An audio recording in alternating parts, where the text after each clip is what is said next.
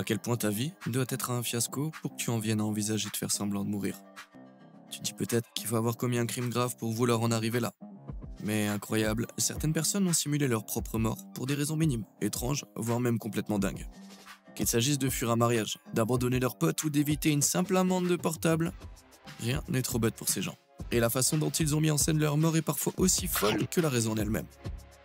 Alors installe-toi confortablement et prépare-toi à en voir de pire encore, car on va te révéler les méthodes les plus délirantes et les raisons les plus stupides qui ont poussé certains à faire croire qu'ils étaient passés de la vie au trépas.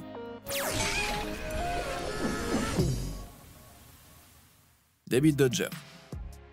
Si cette vidéo s'appelait « Tout ce que je reproche à mon opérateur téléphonique », elle durait bien 4h30.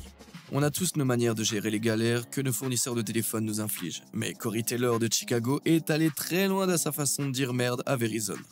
En 2007, Corey découvre qu'il devra payer 175 $ de pénalité pour résilier son contrat téléphonique Verizon avant la fin de l'année. Pas chaud pour sortir l'argent, il cherche une échappatoire. Lorsqu'il apprend que les opérateurs annulent les contrats de clients décédés, il décide de créer un faux certificat de décès et demande à un pote de le faxer à Verizon. Tu vas pas y croire, mais pendant un moment ça a fonctionné, jusqu'à ce que le service facturation de Verizon, qui doit avoir passé ce genre de tentative assez souvent, commence à flairer que Corey n'était pas si mort que ça. Au final, le boug a dû payer les 175 $. Bon, je compatis Corey, l'intention était bonne, mais bon, pas ouf. Le politicien fantôme. En 2010, la police mexicaine lance un mandat d'arrêt contre un certain Lenin Carballido, impliqué dans de sombres affaires criminelles. 8 jours plus tard, le mandat est révoqué. Pourquoi, tu te demandes? Eh bien, la famille de Carballido a présenté un certificat de décès affirmant qu'il était mort après être tombé dans le coma à cause de son diabète. La police s'est dit qu'il était inutile de poursuivre le mort et pendant 3 ans, on a cru Carballido décédé. Avance rapide jusqu'au 7 juillet 2013, les habitants de San Agustín Antangeno, un petit patelin s'apprêtent à élire leur nouveau maire. Le grand favori issu du parti de la Révolution démocratique gagne haut la main avec 11% d'avance. Les chiffres sont tombés, les bulletins dépouillés et le nouveau maire de San Agustín Antangeno n'est autre que Lenin Carballido. En fait, Carballido avait berné le parti avec de fausses pièces et des témoignages bidons. Et si tu penses qu'il est idiot d'être ressorti au grand jour après avoir simulé sa mort, faut aussi admettre qu'il faut un sacré talent à la police pour ne pas l'avoir retrouvé avant qu'il ne devienne maire d'une petite ville. On a simplement arrêté le nouveau maire Carballido et il a dû faire face à tous les chefs d'accusation qui le poursuivaient. Franchement, il n'y a pas de quoi être surpris de voir ce mec mentir. Il est devenu politicien après tout, non? Une connaissance malade. Est-ce que tu t'es déjà retrouvé coincé avec des gens avec qui t'avais pas du tout envie de traîner? C'est parfois compliqué de s'en défaire sans donner les vraies raisons. Et les excuses crédibles ne sont pas toujours faciles à trouver. C'est ce qu'a appris à ses dépens Alison Martera, 27 ans de Newport Richey en Floride. Alison faisait partie d'un groupe de son église locale. Tout le monde est sous le choc quand elle leur annonce qu'elle souffre d'un cancer en phase terminale.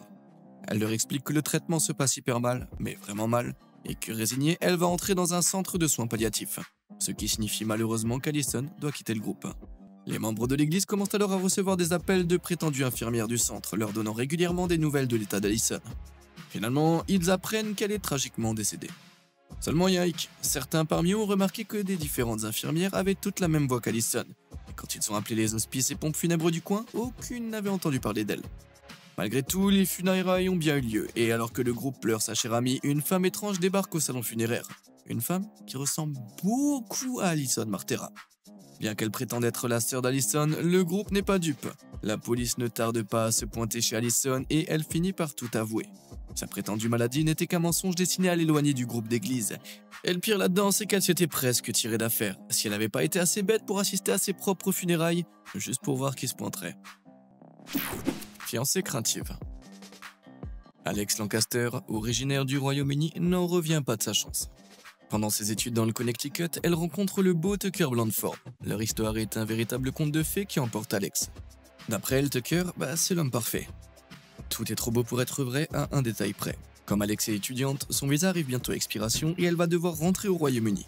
Mais Tucker a la solution idéale. Au moment précis où Alex s'apprête à quitter définitivement les États-Unis, il la demande en mariage. Alex est bien sûr aux anges. Rentré au Royaume-Uni, Alex parle à Tucker au téléphone chaque jour. Il projette de faire la cérémonie dans le Connecticut et Alex va même jusqu'à acheter la robe de ses rêves. Sauf que parfois, les contes de fées se terminent mal. Un jour, Alex reçoit un appel inattendu du père de Tucker, qui lui annonce que son fiancé est mort. On lui explique que Tucker a fait une grosse dépression mentale et est parti au ciel après une tentative d'internement qui aurait échoué.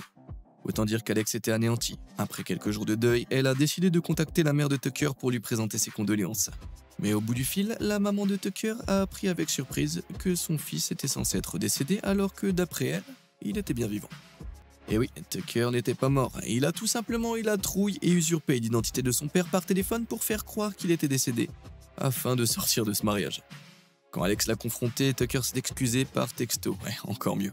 Et il lui a remboursé la moitié des 1200 $ qu'il lui devait pour les frais de mariage.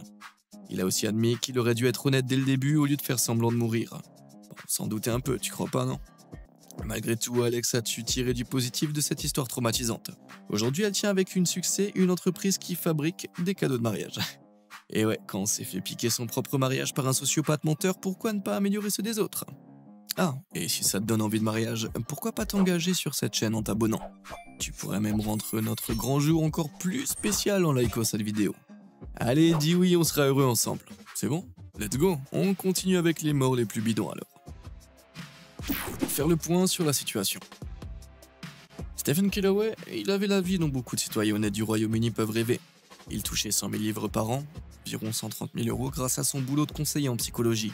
Et il détenait un portefeuille immobilier valorisé à 1 million de livres, à peu près 1,2 million d'euros. Mais après tout ce confort, Stephen voulait encore plus se faire de fric. En exploitant son large parc immobilier, il a réussi à soutirer 43 000 livres à l'État-providence, une allocation normalement destinée aux familles dans le besoin. Mais alors que les autorités découvrent l'arnaque en 2008, Stephen meurt subitement pendant un voyage familial à Moscou. Quelques mois plus tard, sa femme Nelly rentre de Russie avec une urne, un certificat de décès et 3 polices d'assurance vie au nom de Stephen. Et ce n'est pas tout, on apprend que l'argent volé à l'État a servi à payer la nouvelle poitrine de Nelly. Ouais, Nelly est rapidement arrêtée et accusée de 3 chefs de fraude et de 2 chefs de blanchiment d'argent. Mais l'histoire s'arrête pas là. Les parents de Stephen lâchent un jour, comme si de rien n'était, que leur fils est passé les voir à Brighton à 3 reprises en 2009, soit 1 an après sa supposée mort. Après une chasse à l'homme international, Stephen est retrouvé planqué à Bangkok en Thaïlande. Une fois arrêté, il a avoué son plan initial. Il devait simuler sa mort pour que Nelly touche 2 millions de livres d'assurance vie. Puis il se serait retrouvé à l'étranger, mais quand Nelly s'est fait pincer et que les soupçons ont émergé quant à la fausse mort de Stephen, ils ont dû tout abandonner. Au final, l'argent a été récupéré et tout leur parc immobilier a été saisi. Après une telle épopée, on se dit que Stephen et Nelly auraient bien eu besoin d'un petit suivi psy, non? Jusqu'à ce que la mort nous cache au Panama. Il n'y avait pas de couple plus ordinairement anglais qu'Anne et John Darwin, jusqu'au jour où un drame est venu chambouler leur vie. En 2002, John Darwin périt tragiquement dans un accident de canoë en mer. Pauvre Anne qui doit annoncer à leur fils que leur père a embarqué dans son canoë et n'en est jamais ressorti. Sauf qu'en réalité, John était bel et bien vivant, et en plus, Anne était complice. Le couple avait accumulé d'énormes dettes à force de mauvais placements et il leur fallait de l'argent à tout prix.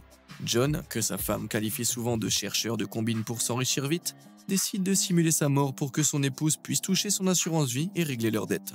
Mais la sortie en canoë n'était qu'une mise en scène. John a traversé le pays en train pour se cacher quelque part. Mais en 2003, alors qu'il est fauché, il n'a d'autre choix que de revenir à la maison. Tandis qu'Anne continue à jouer la veuve et pleurer, y compris au prix de leur propre fils, le défunt s'installe dans un studio qu'il possède à côté de chez eux, relié par un passage secret. Le couple tient un moment comme ça, mais comprend vite que c'est pas viable à long terme. La meilleure option, c'est de partir à l'étranger. Anne aide John à se procurer un faux passeport, destination le Panama. Quand Anne annonce à ses fils qu'elle s'installe là-bas, ils sont ravis pour elle et se disent que c'est un bon moyen de faire son deuil. De jouer la comédie plutôt, hein. Au Panama, les Darwin pourraient y vivre confortablement grâce à l'argent de l'assurance. Problème, pour obtenir un visa, il faut justifier son identité. Et ce n'est pas tout, les proches des Darwin ont commencé à remarquer des incohérences autour de la mort de John. Une collègue d'Anne devient suspicieuse en croyant entendre Anne parler à son mari décédé. De plus, l'un des fils Darwin s'étonne de recevoir un livre qui aurait soi-disant appartenu à son père, alors que l'ouvrage a été publié en 2003, 1 an après sa mort. Avec tous ces indices qui s'accumulent, il faut trouver un moyen de ramener John à la vie sans trop attirer l'attention. Le 1er décembre 2007, en pleine effervescence des achats de Noël, un type en loque apparaît au milieu de la foule, l'air complètement hagard. Quelqu'un s'inquiète pour lui et il explique avoir perdu sa femme et ses enfants. Quand la police arrive, l'homme, qui semble amnésique, dit soupçonner qu'il est peut-être une personne disparue. Et oui, John Darwin refait surface. Son retour d'entre les morts intrigue aussitôt les journalistes qui se demandent pourquoi Anne n'est pas là pour accueillir son mari perdu. En la cherchant, ils la retrouvent cachée au Panama. C'est là que les fouineurs de la presse tombent sur une photo du couple posant ensemble devant leur future maison panaméenne. C'en est fini, Anne est arrêtée à l'aéroport de Manchester, et les deux Darwin sont reconnus coupables de fraude et condamnés à environ 6 ans et demi de prison. En 2010, 2 ans après leur incarcération, Anne informe John que leur mariage est terminé. Lui essaye de la faire changer d'avis, mais elle réalise qu'elle n'aurait jamais dû écouter son mari psychopathe et elle divorce en 2011 à leur sortie de prison. Les Darwin ne vivront jamais donc au Panama, mais Anne a pu se former en prison et repartir de zéro. John, lui, a réussi à embobiner une autre femme pour l'épouser. Soit elle est ultra tolérante, soit elle est ultra crédule. Assurance sans vie. Le 2 novembre 1995, Takashi Mori, un japonais, se retrouve accusé de fraude à l'assurance. Mais comme tu t'en doutes, ce n'était pas un simple délit financier. Un an plus tôt, en se baladant à côté de la baie de Manille aux Philippines, Mori tombe sur un cadavre échoué sur la plage. Alors que la plupart des gens auraient crié ou appelé une ambulance, Mori, lui, voit une opportunité de se faire du fric. Quand les flics de la brigade des homicides philippines arrivent, Mori les corrompt pour qu'ils rédigent un faux rapport d'autopsie et un faux certificat de décès. Plutôt que d'identifier le défunt, Mori veut que le rapport et le certificat soient à son propre nom. Le corps est incinéré et les cendres sont envoyées au Japon, où le fils de Mori réclame ensuite 6,5 millions de dollars d'assurance vie. Jusque-là, tout roule pour la famille Mori, sauf qu'ils ont peut-être été un peu trop prompts à faire brûler ce pauvre inconnu. Les fonctionnaires de l'ambassade du Japon remarquent que la crémation a été faite avant qu'ils ne soient informés et avant d'avoir obtenu l'autorisation pour l'incinération, ce qui paraît très louche. Peu de temps après, la police retrouve Mori planqué chez sa belle-fille aux Philippines. Fin du jeu. La femme et le fils de Mori sont extradés du Japon vers les Philippines pour y être jugés. Et Mori lui-même est inculpé pour un cas de fraude à l'assurance très sérieux et très étrange. Disparition progressive des finances. Entre la fin des années 90 et le début des années 2000, Samuel Israel III a détourné la bagatelle de 450 millions de dollars à travers diverses escroqueries de type Ponzi. À un moment, il louait même une maison de 32 000 dollars par mois au futur 45e président des États-Unis. Bref, un beau magouilleur. Quand la police s'est rendue compte de ses combines, Samuel a été arrêté pour détournement de fonds et fraude.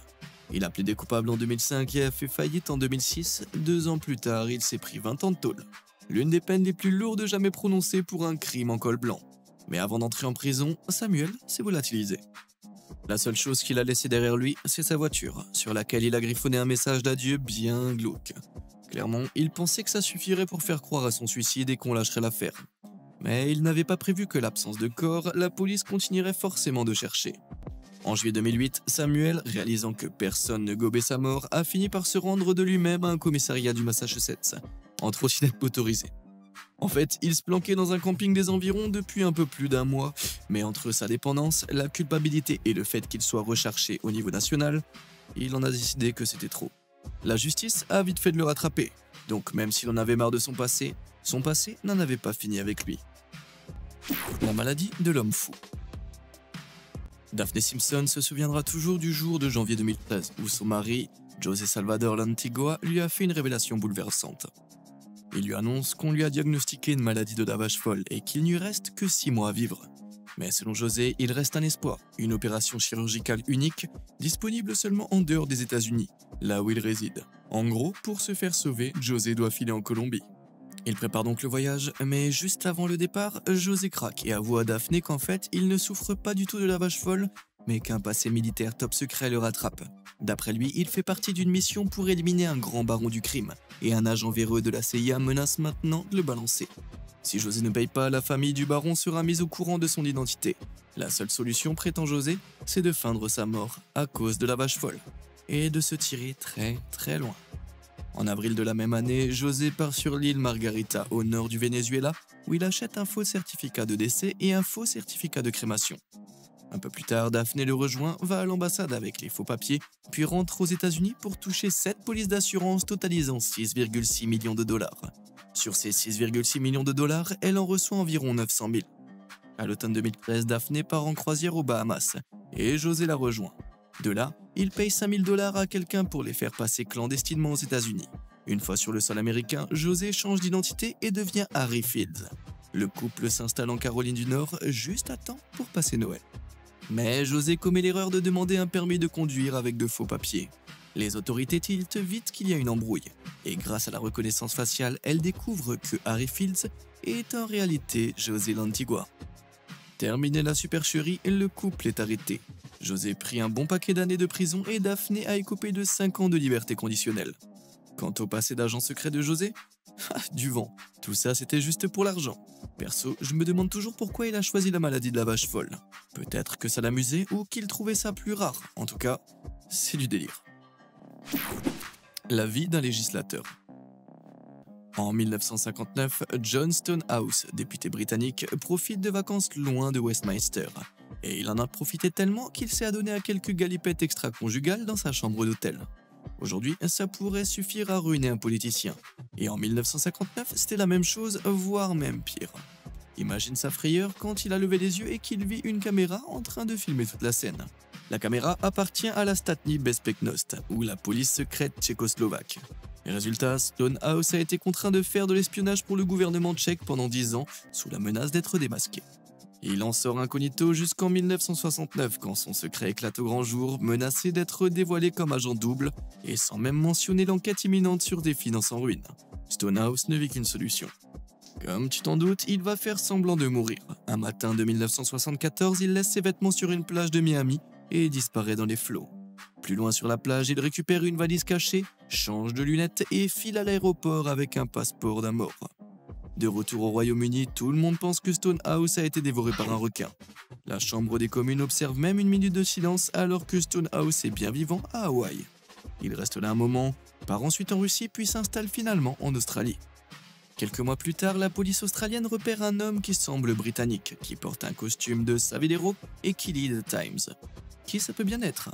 Eh bien, à l'époque, un autre aristocrate anglais, Lord Lucan, avait disparu après le meurtre de la nounou de son enfant. Un énorme scandale politique. Les autorités se sont donc dit qu'ils ont enfin mis la main sur Lord Lucan. Mais raté. À ce jour, on n'a aucune trace de Lord Lucan. Par contre, elles ont bien trouvé Stonehouse. Le 24 décembre, Stonehouse est arrêté. Il avoue son identité et est renvoyé au Royaume-Uni et condamné à de la prison pour fraude. Mais s'il a des raisons un peu plus valables que les autres de simuler sa propre mort, ça reste quand même une sacrée dégringolade. Proposition d'accident de voiture. Quand Alexis Bykov, d'Omsk en Russie, décide de demander sa copine Irina en mariage, il met au point un plan assez tordu, disons. Le jour où il veut faire sa demande, il demande à Irina de les rejoindre à un endroit précis à une heure précise. Mais quand Irina arrive sur place, elle ne trouve ni dîner romantique ni Alexis à genoux. Seulement un grand chaos. Des voitures accidentées partout, des ambulances qui foncent dans tous les sens, de la fumée qui plane dans l'air, et soudain Irina voit Alexis allongé inerte au milieu de la route. On lui annonce qu'il est mort et elle s'effondre en larmes. Sauf qu'Alexis ressuscite comme par magie, il se met à genoux et lui demande sa main. Ouais, il avait carrément engagé un cascadeur, un maquilleur, un scénariste et un réalisateur pour mettre en scène l'accident et sa fausse mort. Irina a avoué avoir eu envie de le tuer pour de vrai, vu la mise en scène coûteuse, narcissique et perso je trouve ça super toxique. Mais elle a quand même accepté de l'épouser. Du coup, qu'est-ce qui lui est passé par la tête? Alexis dit qu'il voulait qu'Irina réalise à quel point sa vie serait vide sans lui. Mais bon, faire vivre à sa copine un choc pareil pour ensuite déclarer que c'est ce qu'elle ressentirait si elle le quittait, c'est plus qu'un red flag, c'est carrément un défilé militaire. Espérons que le mariage n'a pas été aussi chaotique que la demande. Bon, dans toutes ces histoires, laquelle est la plus folle selon toi? Et à l'inverse, qui s'en est presque bien sorti avec un plan plutôt ingénieux? Donne-moi ton avis en commentaire, et comme d'habitude et jusqu'à la prochaine fois, merci de nous avoir suivis.